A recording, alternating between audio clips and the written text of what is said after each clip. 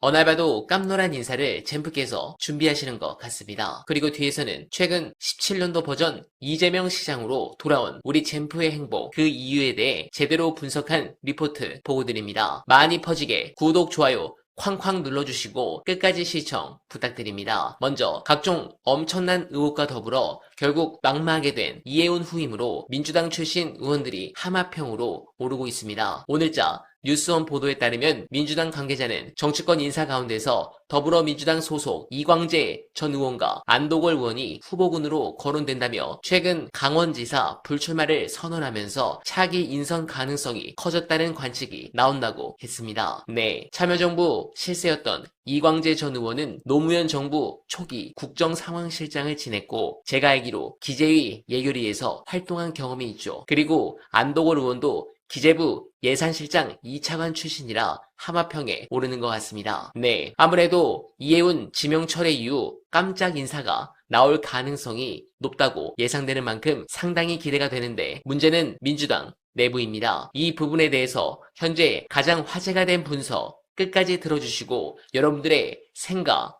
댓글로 부탁드립니다. 결국 민주당이 보면 지금 특히 이재명 대통령 정부 들어와서 산업재해 문제라든가 최저임금 문제라든가 어떤 그 노동자 인권 문제라든가 관심이 많잖아요. 이 노선 위에 있는 거예요, 이재명 대통령이. 그래서 그랬을까요? 지금 사라진 정치인들 얘기하셨는데 그 이해찬 총리가 보면 그리고 살린 정치인들이 있어요. 네. 노무현도 그 플랫폼을 깔아줘서 살린 것이고 그렇죠.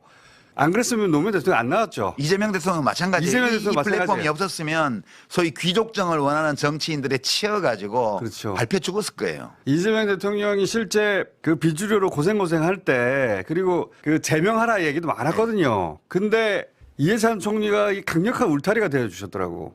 그러니까 생각해 보세요. 이 노무현 대통령이 후보가 됐을 때 후단협이라고 만들어져 가지고 후단협. 당 안에서 똑같이 잘려고 막 그랬습니다. 후단협. 후보 단일화 협의회라고. 알죠. 그 사람들이 처음에 했던 유명한 말이 있어요. 후보 되더니 설렁탕 한 그릇 안 샀다. 그 후단협 왕창 다 날아갔습니다. 2002년도에. 그렇죠. 다 날아갔죠. 그죠? 그다음에 열린우리당 망가지고 나서 대통합 민주신당 주도했던 사람들 손학규 전 대표 포함해서 다 끝났습니다. 다 날아갔죠. 지난번 총선 때 보세요. 그쵸.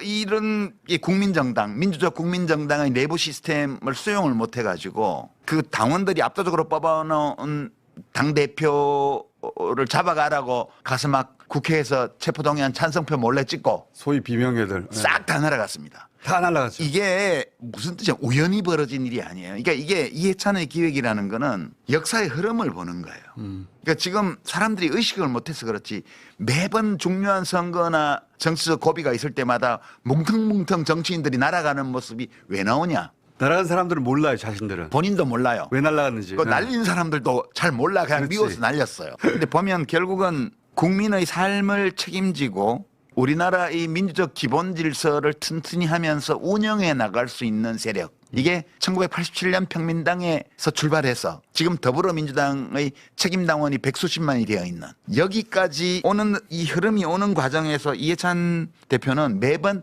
그 메인스트림을 새로 만들어내는 일에 가담했어요. 천재예요. 네. 듣고 보니까. 그 어렴풋이 알던 게 아주 분명해졌는데 미워서 날렸다고 하셨는데 본인도 사실 정확하게 말하라고 말을 못하는데 왠지 모르는데 미운 거예요. 민주당에서 직업 정치를 하는 사람들이 보셔야 돼요. 민주당 당원들도 보셔야 돼요.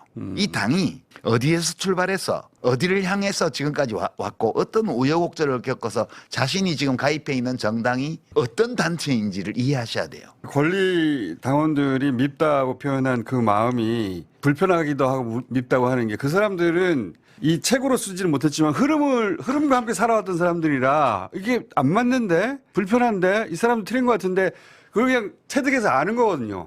그 표로 행사하는 거예요. 제일 많이 날아가는 게 이제 귀족정에 집착하는 사람이 날아가는 거예요. 그러니까 이 당원들 공화정이라는 거는 우리 대한민국 주권이 국민에게 있는 것처럼 당의 주권이 당원에게 있다는 걸 받아들이는 걸 말하는 거예요. 이 당원이 의사결정권을 행사하는 것이 늘 좋은 결과를 가져오는 건 아니에요. 때로는 좋지 않은 결과를 가져오기도 해요. 그러나 우리가 소수가 결정하는 것보다는 다수가 결정하는 것이 더 나은 결정을 할 가능성이 높다고 우리가 인정하기 때문에 이 공화정을 하는 거잖아요. 이 공화정의 그 당내에서 공화정의 정신을 실현하는 것이 당내 민주주의인데 이 원칙에 위배되는 정치인들은 다 날아갑니다. 시간이 지나면 다 날아가더라고. 한때 인기가 있고 자기에게도 기회가 있다고 생각해서 그런 자신감의 발로로 그런 행위를 한 경우가 많은데 인기 있고 지명도 있다는 자산은 금방 날아가더라고요. 그러니까 지금 민주당에서 무슨 대의원의 특권을 폐지하는 1인 1표제 이런 거 1인 있잖아요. 1표제. 그 대의원의 투표권이 수십 배 이렇게 옛날에는 수백 배 됐고요. 일반 당원에. 이게 군주정의 잔존물이에요. 옛날 김대중 총재께서 철인 정치를 하실 때 그 당에서는 제왕적인. 예, 그 당 총재가 지구당 위원장을 다 임명하고 지구당 위원장이 대의원을 임명하고 이 구조에 있었던 그 왕정의 잔재라고요, 이게. 근데 이게 집착하는 사람들 있잖아요. 있죠. 이게 왜 집착하겠어요? 자기가 과두 지배자 또는 귀족이 되고 싶어서 그런 거예요. 진짜 조심해야 돼요, 이거. 조심해야 됩니다. 저도 동감합니다. 순식간에 날아갑니다. 국회의원 된 게 대단한 것 같죠? 별거 아니에요. 당원들이 외면하면 그냥 끝나는 거예요. 네, 공감합니다. 이제 이재명 대통령이 입법과 실행을 독촉하는 이유 이제 알 것 같습니다. 지난 7개월은 전임 정부가 싸질러 놓은 쓰레기 치우고 내란 수습하느라 정신 없었습니다. 예산도 윤석열 정부가 짜놓은 걸로 살림했죠. 하지만 2026년 올해부터는 핑계를 댈 수 없습니다. 오롯이 이재명표 예산, 이재명표 정책으로 승부를 봐야 하는 진실의 시간이 온 겁니다. 대통령이 가장 싸워야 할 적은 야당이 아닙니다. 바로 흘러가는 시간과 복지부동하는 관료들입니다. 공무원들, 대통령이 시키면 예, 검토하겠습니다 해놓고 서랍 속에 넣어둡니다. 국회의원들, 지역구 예산 좀 챙겨주쇼 하며 거래만 하려 듭니다. 이 거대한 벽 앞에서 마음이 타들어가는 건 오직 대통령 혼자뿐입니다. 그런 상황에서 내년 3년차 넘어가면 레임도 옵니다. 실질적으로 일할 수 있는 시간은 딱 2년 남짓입니다. 이재명 대통령이 왜 저렇게 서두르고 실무자처럼